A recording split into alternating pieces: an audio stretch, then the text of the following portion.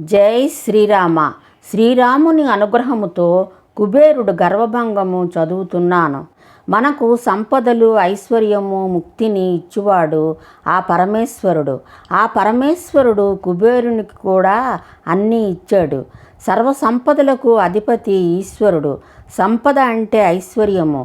ఐశ్వర్యము ఈశ్వరుని ఆధీనములో ఉంటుంది కనుక సంపదలకు ఐశ్వర్యము అని పేరు.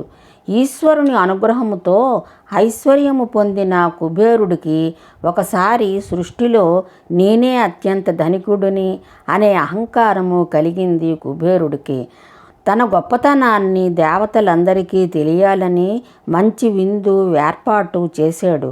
అమరావతిలో ఉన్న దేవతలందరినీ ఆహ్వానించాడు. శివపార్వతులను ఆహ్వానించాడు. శివుడు నేను విందుకు రాలేను అని చెప్పాను. పార్వతీ కూడా నా భర్త రాలేనప్పుడు నేను రాలేను అన్నది పార్వతీదేవి. అంతలో వినాయకుడు వచ్చి అమ్మ ఆకలిగా ఉన్నది, అన్నము పెట్టమ్మా అని అడిగాడు వినాయకుడు.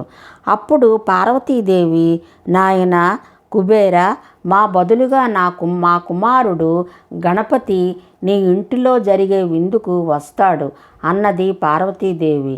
ఆ వెంటనే శివుడు కూడా గణపతి వస్తాడు, గణపతికి విందు అంటే చాలా ఇష్టము అని చెప్పి నాయన గణపతి కుబేరునితో అతని ఇంటికి వెళ్ళి అక్కడే విందు భోజనము చేసిరా అని ఆజ్ఞాపించాడు శివుడు.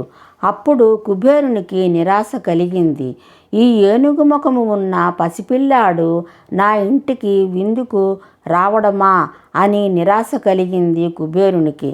సరే అని కుబేరుడు గణపతిని ఇంటికి తీసుకొని వెళ్ళి విందు ఏర్పాటు చేశాడు.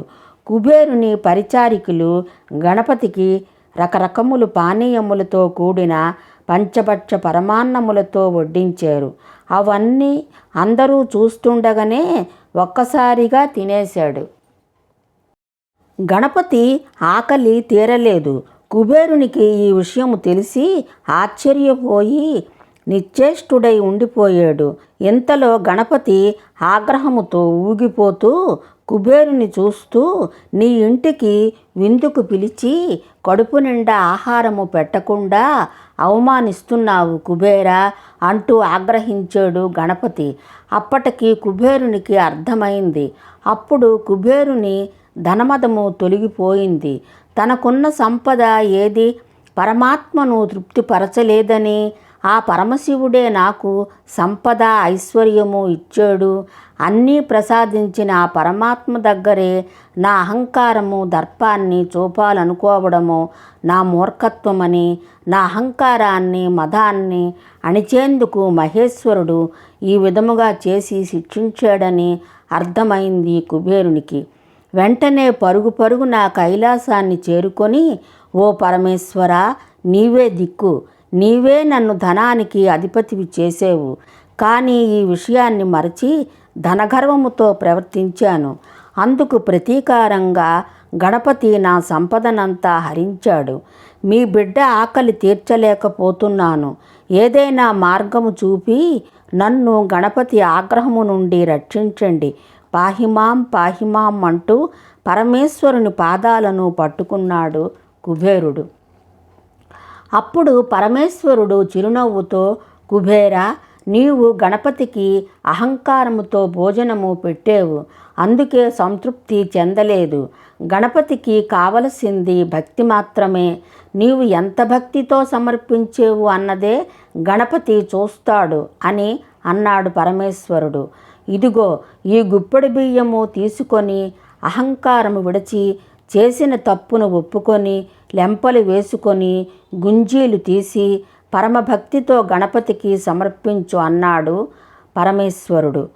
కుబేరుడు మహాశివుడు ఇచ్చిన బియ్యాన్ని తీసుకొని అలకాపురి చేరుకున్నాడు. ఆ గుప్పెడు బియ్యాన్ని ఉడికించి భక్తితో సమర్పించాడు. గణపతి ఆ గుప్పెడు బియ్యము అన్నమును తినగానే గణపతికి కడుపు నిండి తృప్తి చెందాడు. మనకు ఎంత ఉన్నా అదంతా ఈశ్వరునిదే. ఈశ్వరుడు మనకు అన్ని సంపదలు ఇస్తేనే మనము కలిగి ఉంటాము అని తెలుసుకోవడమే ముఖ్యము. భగవంతుడికి ఎంత భక్తితో సమర్పించామన్నది ముఖ్యము కానీ ఎంత ఇచ్చామన్నది ముఖ్యము కాదు. జై శ్రీరామ. సర్వే జనో సుఖినో భవంతు. జై శ్రీరామ.